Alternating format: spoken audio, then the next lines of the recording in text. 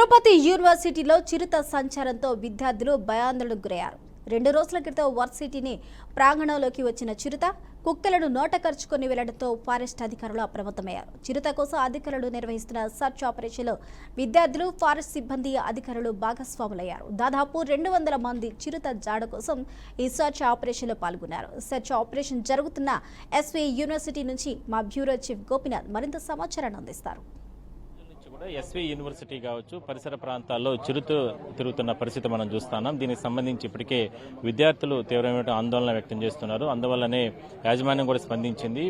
ఏదైతే జరుగుతున్నటువంటి చిరుతకు సంబంధించి ఆనవాళ్లు కావచ్చు వెంట కూడా ఫారెస్ట్ అధికారులు ఇప్పటికే కూడా గుర్తించిన నేపథ్యంలో మరి ఇవాళ విద్యార్థులతో పాటు ఫారెస్ట్ అధికారులు, ఫారెస్ట్ సిబ్బంది వీళ్ళందరూ కూడా సర్చ్ ఆపరేషన్ నిర్వహించడానికి ఏర్పాట్లు చేయడం జరిగింది. మరి రిజిస్ట్రార్ గారు మనతో ఉన్నారు. అసలు సార్ ఏం చర్యలు తీసుకుంటున్నారు, ఏం చేయబోతున్నారు? మేము చిరుత సంచారాన్ని ఇమీడియట్గా ఫారెస్ట్ అధికారులకు తెలియజేశాము. వాళ్ళు ఇమీడియట్గా స్పందించి వాళ్ళు కూడా యూనివర్సిటీలో అన్ని పరిసరాలు పరిశీలించి మమ్మల్ని ఈ బుషెస్ అంతా కూడా క్లీన్ చేయమని చెప్పారు. దాన్ని కూడా మేము ఇమీడియట్గా మా ఇంజనీర్ గారితో చెప్పి ఎక్కడైతే క్యాంపస్లో బుషెస్ ఉన్నాయో అవి ఈవేళే స్టార్ట్ చేశారు. ఆల్రెడీ మేము కొన్ని ఈ మధ్య పరిశుభ్రత పచ్చదనం కింద చాలా చోట్ల బుషెస్ కూడా క్లీన్ చేశాము. ఉన్న బుషెస్ను కూడా మేము ఈ వారం లోపల మొత్తము క్లీన్ చేయదలుచుకున్నాము. అదేవిధంగా మేము మా పిల్లలకు కూడా సర్క్యులర్ పంపించాము, ఎవరు బయట ఎక్కడ కానీ తిరగద్దండి అని. అదేవిధంగా హెచ్చరిక బోర్డులు కూడా ఏర్పాటు చేశాము. మేము ఈ చిరుతపులి ఈ మధ్య 2-3 సార్లు కొంతమందికి కనిపించిందని చెప్తానే ఫారెస్ట్ అధికారులు కూడా మా దగ్గరికి 3-4 సార్లు వచ్చి వాళ్ళు కూడా మీకు కొన్ని ఇన్స్ట్రక్షన్స్ చెప్పారు.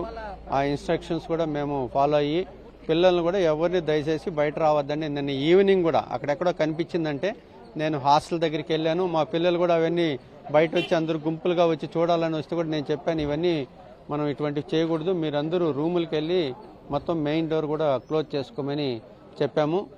ఈరోజు దాదాపు ఫారెస్ట్ అధికారులు ఒక 100 మంది ఫారెస్ట్ అధికారులు ప్లస్ సెక్యూరిటీ, కొంతమంది ఎన్ఎస్ఎస్ వాలంటీర్లు కూడా వచ్చి ఈ క్యాంపస్ మొత్తము చర్చ్ చేస్తున్నారు.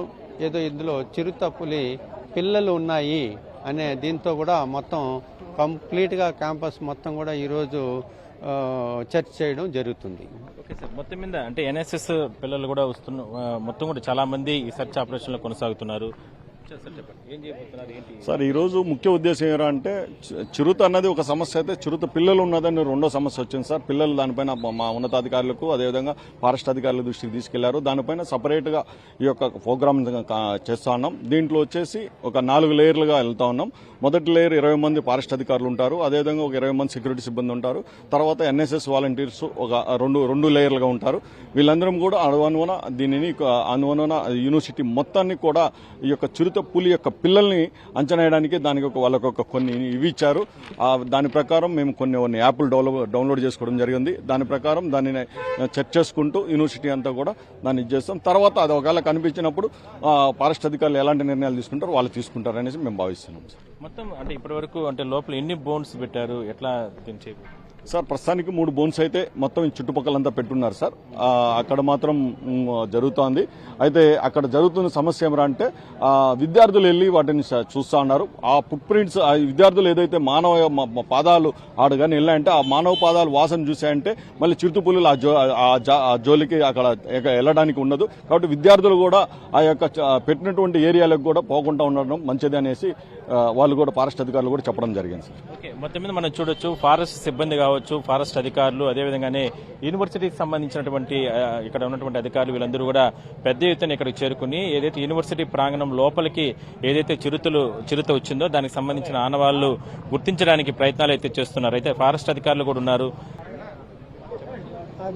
జస్ట్ పెట్రోలింగ్ లాగా చేస్తున్నామండి, కొద్దిగా స్టూడెంట్స్కి awareness and at the same time ఎవరైతే ఇక్కడ ఇన్వాల్వ్ అయ్యి ఎక్కువ చూస్తున్నారో వాళ్ళతో కూడా ఇంటరాక్షన్ అయ్యి ఎక్కడెక్కడ స్పాటెడ్ అయింది, ఎక్కడ ఏంటి అనేది ఇన్ఫర్మేషన్ గ్యాదర్ చేసి దానికి తగ్గట్టు యాక్షన్గా ప్రికాషనరీ మెజర్స్ తీసుకునే దానికి ట్రై చేస్తున్నాము. ఓకే, మొత్తం ఒకసారి మనం ఫారెస్ట్ అధికారులతో కూడా మనం సార్ ఒక్క నిమిషం 1 మినిట్ మా పని నిలబడిపోయింది మమ్మల్ని. 1 మినిట్ చెప్పండి, అసలు ఏం చేయబోతున్నారు ఇవాళ? ప్యాంథర్ అనేది కప్స్తో కూడా తిరుగుతుంది అనేటువంటి సమాచారం మాకు రావడం జరిగింది.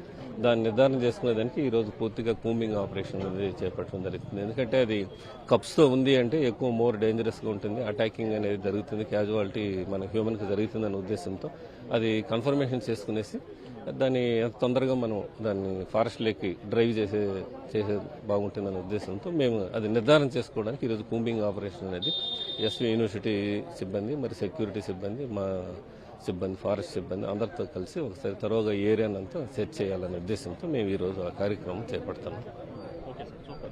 మొత్తం మీద మనం చూడొచ్చు ఇక్కడ ఫారెస్ట్ అధికారులు, ఆ సిబ్బంది వీళ్ళందరూ కూడా కట్టెలు కూడా అంటే ఒకవేళ అంటే సెర్చ్ ఆపరేషన్ కొనసాగే సందర్భంగా అక్కడికి వెళ్లిన సందర్భంలో ఒకవేళ అక్కడ కానీ చిరుత కానీ లేదా చిరుతకు సంబంధించిన పిల్లలు ఏదైనా ఉంటే వీళ్లకు అంటే సేఫ్టీగా ఉన్న నేపథ్యంలో వాళ్ళు కట్టెలు కూడా పెట్టుకుని అదేవిధంగా సిబ్బంది ప్రత్యేక వాహనాలను కూడా ఏర్పాటు చేసుకోవడం జరిగింది. చాలా రోజుల నుంచి కూడా ఏదైతే ఇక్కడ ఎస్వి యూనివర్సిటీకి సంబంధించి కావచ్చు ఈ ప్రాంతాల్లో చిరుత తిరుగుతున్న నేపథ్యంలో దానికి సంబంధించి పూర్తి స్థాయిలో కూడా ఎలాగైనా సరే ఇప్పటికే ప్రత్యేకంగా బోన్లు ఏర్పాటు చేయడం జరిగింది.